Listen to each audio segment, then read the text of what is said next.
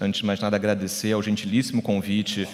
do LEAD por estar aqui presente nessa conversa, ao Grupo Folha, ao UOL, enfim, que é a minha casa, onde tem uma coluna sobre a interface entre direito e tecnologia. E é esse o tema que eu gostaria de abordar aqui já nesse início do nosso painel. E dizer também da minha alegria de estar aqui nessa mesa, enfim, com autoridades, com amigos queridos, para que a gente possa levar adiante essa nossa conversa. Bom, então, vou usar o meu tempo, já que temos aqui um cronômetro à nossa frente, talvez, espero que não seja inteligência artificial, mas, enfim, que controla aqui os nossos limites dessa discussão. A imagem que vocês veem no slide, claramente, é criada por inteligência artificial. Até onde se sabe, nós não tivemos Donald Trump, Xi Jinping e Macron disputando uma maratona com robôs. Mas gostaria de começar com essa provocação, porque, de certa maneira, nós vivemos um momento em que, para os próximos 5 anos, nós vamos viver um período de intensas discussões sobre inteligência artificial e algo que chega a se falar até mesmo que seria uma AI arms race, uma corrida para a predominância na discussão sobre inteligência artificial e, em especial, no desenvolvimento da inteligência artificial. Nós tivemos recentemente a eleição do Donald Trump para a presidência dos Estados Unidos, que leva, então, Donald Trump para mais 4 anos. Inteligência artificial fez parte do programa do Partido Republicano, em especial dedicando a questão de investimento em pesquisa nos Estados Unidos para a inteligência artificial e, que eu acho que é importante já deixar bastante claro, o próprio presidente Donald Trump dizendo que uma das suas primeiras medidas, a partir do momento em que toma posse, é revogar a ordem executiva do governo Biden sobre a inteligência artificial, porque ali, segundo fala do próprio Donald Trump, teria, entre aspas, perigosas ideias de esquerda, fecha aspas, e muito dedicado. Imagino que nesse olhar, Trump olha para a discussão sobre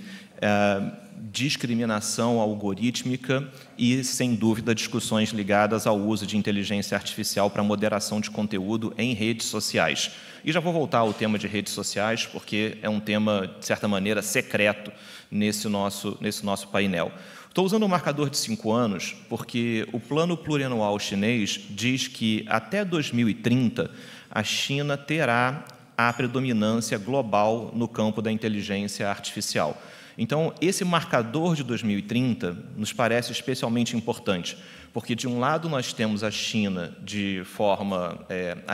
formal no seu plano plurianual, dizendo que em 2030 é o marcador para uma predominância global, e, do outro lado, temos uma nova presidência nos Estados Unidos, que também olha para o tema de inteligência artificial e olha através desse viés de uma competição Estados Unidos-China. E aqui, já pedindo desculpas pela minha foto trazer uma tentativa de representação de Emmanuel Macron, porque, enfim, a aplicação de inteligência artificial que eu usei não conseguiu gerar uma boa representação de Ursula von Leyen, aqui representando a Europa, que nesse debate sobre inteligência artificial aprovou uma legislação específica sobre inteligência artificial, o European AI Act, que olha de uma maneira bastante abrangente para esse tema. Então, nós temos aqui, pelo menos, 3 visões globais sobre a discussão de inteligência artificial, e esse é um tema que me parece que é importante que seja analisado com bastante cuidado, com bastante cautela, porque a pergunta é: para onde vai o Brasil dentro desse cenário? E quando a gente pensa para onde vai o Brasil nesse cenário, algo que me parece ser uma constante no debate com legisladores, com autoridades sobre o tema ao redor do mundo, é essa impressão de que nós temos uma escadinha de 3 degraus. Nós começamos a regular, a tratar dessa relação sobre leis e tecnologia, muito impulsionado com a explosão da internet no final dos anos 90, começo dos anos 2000, e diversos países, diversas regiões pelo mundo afora regularam a internet nesse momento. Em especial, aqui na Europa, a Diretiva de Comércio Eletrônico de 2000 tratou do tema. No Brasil, o Marco Civil da Internet, uma lei federal que nasceu de uma consulta pública que aconteceu entre 2009 e 2010 e que foi aprovada em 2014. Mas, de certa maneira, quando a gente pula para a inteligência artificial acaba sendo como se fosse quase como que o terceiro degrau. Muitos países, de certa maneira, desempenharam essa escadinha como uma ideia de, primeiro se regula a internet como um todo, depois se regula redes sociais, em especial, e, a partir dali, se regula a inteligência artificial. Se for essa a trajetória, o Brasil tem uma trajetória muito peculiar a desempenhar nesse sentido. O Brasil tem uma das leis mais pioneiras, mais vanguardistas no que diz respeito à internet, mas, em especial, o Congresso Nacional não sacou uma regulação específica para redes sociais. E aí, por diversos motivos, que eu acho que não cumpre aqui avançarmos, pelo menos nesse meu limite de fala, sobre essa discussão, mas isso faz com que o Congresso brasileiro hoje olhe para o tema de inteligência artificial, olhando para esse terceiro degrau, olhando direto para a inteligência artificial. E vejo muitos congressistas que, olhando para esse tema, com a seguinte perspectiva: nós não podemos deixar que aconteça com inteligência artificial o que aconteceu com rede social. De certa maneira, olhar para esse assunto, entendendo que é importante ter uma regulação agora que seja abrangente, que possa olhar para a inteligência artificial e que possa dar conta daquilo que a gente entende que pode ser prejudicial, que pode ser danoso. E eu queria usar essa reta final aqui da minha fala para sensibilizá-los e começar aqui um debate sobre como é que esse tema caminha no legislativo brasileiro e, de certa maneira, como o debate acontece no Brasil.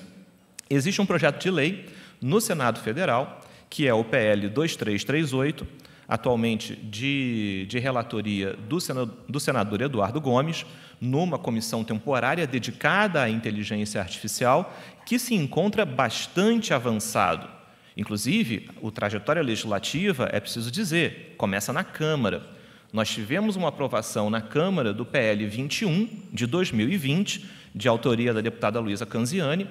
Esse PL vai para o Senado. No Senado, aparece o PL 2338, de iniciativa do presidente Rodrigo Pacheco, e nessa situação, hoje, o que nós temos é uma discussão sendo feita em cima deste PL no Senado, com aqui acho que uma questão importante sobre como é que o PL da Câmara e o PL do Senado vão aqui conviver, mas o fato é que o Congresso Nacional já se debruça sobre esse tema.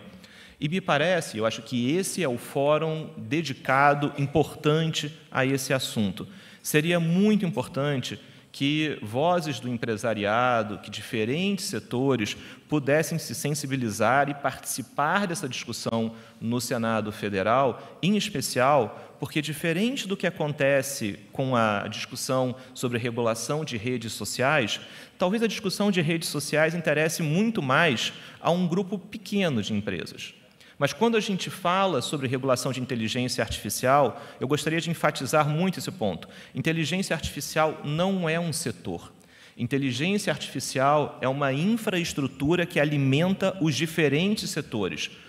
É horizontal. Então, por isso que seria muito importante empresários dos mais diversos setores plugarem nessa discussão no Congresso Nacional para que, justamente, o Brasil possa sacar uma solução que olhe para as demandas, as peculiaridades, os elementos que são próprios do Brasil nessa discussão. Não me parece que o Brasil necessariamente, deva aqui olhar e copiar ou o modelo americano, ou o modelo chinês, ou o modelo europeu. Temos peculiaridades em que o Brasil está numa situação em que pode olhar o que está sendo feito lá fora e traduzir o que há de mais impactante, de mais importante para o nosso debate. Pensando nisso, o Instituto de Tecnologia e Sociedade, do qual sou diretor, junto com a Abranet, lançou uma consulta pública sobre inteligência artificial no Brasil, chamado O que Queremos da IA,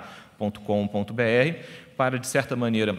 municiar esses debates que acontecem nas casas legislativas. E eu gostaria aqui, já caminhando para a minha conclusão, de deixar esse recado, de deixar esse apelo para que, enfim, todos aqui possamos usar esse espaço muito privilegiado do LIDE, para que possamos trocar ideias, informações sobre como caminhar com essa discussão. O Brasil está num momento muito importante e o que me parece aqui, só para terminar, eu gosto muito de expressões da língua portuguesa e aqui acho que a situação do Brasil